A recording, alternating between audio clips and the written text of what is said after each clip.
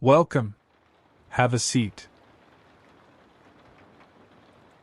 I am happy to see you here again learning more about psychology. But if you're new here, don't forget to subscribe and like the video. Now let's start. Industrial and organizational psychology, also known as IO psychology or work psychology, is a field of psychology that focuses on the study of human behavior in organizations and the workplace. IO psychologists apply psychological principles and research methods to understand and solve problems related to human behavior in the workplace. This field of psychology has a long and rich history, dating back to the early 20th century. The origins of IO psychology can be traced back to the late 1800s and early 1900s when psychologists first began to study human behavior in the workplace.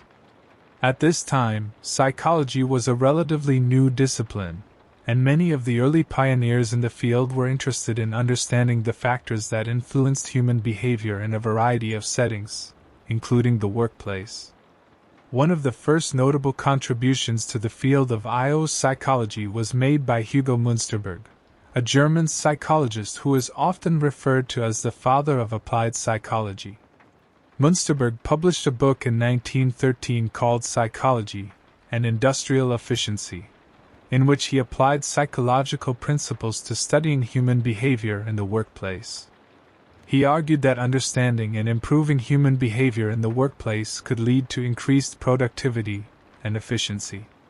In the United States, IO psychology began to take shape as a distinct field of study in the 1920s and 1930s.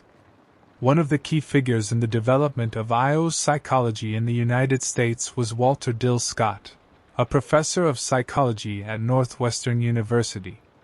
Scott was interested in understanding how psychology could be used to improve the selection and training of employees in organizations. He published a number of influential books on the subject, including The Theory of Advertising and The Psychology of Advertising. During the 1940s and 1950s, IO psychology continued to grow and evolve as a field of study. One of the key developments during this time was the emergence of personnel psychology, which focused on the selection and training of employees in organizations. Personnel psychologists use psychological principles and techniques to develop selection and training methods that were more effective at identifying and developing the most qualified candidates.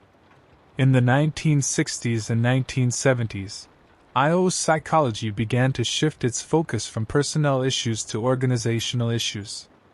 This shift was driven in part by the growing recognition that organizations were complex systems that were influenced by a wide range of factors, including the behavior of individuals, group dynamics, and the broader social and economic context in which organizations operated.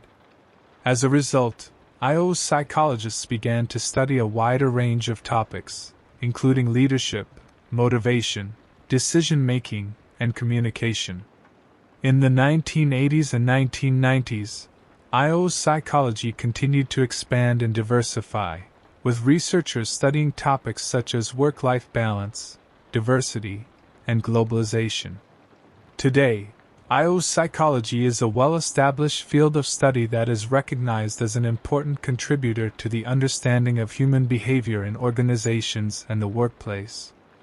IO psychologists work in a variety of settings, including academia, research institutions, and private consulting firms, and they play a critical role in helping organizations improve performance and achieve their goals. Thank you for watching. If you have any questions or suggestions for future content, please don't hesitate to comment and reach out.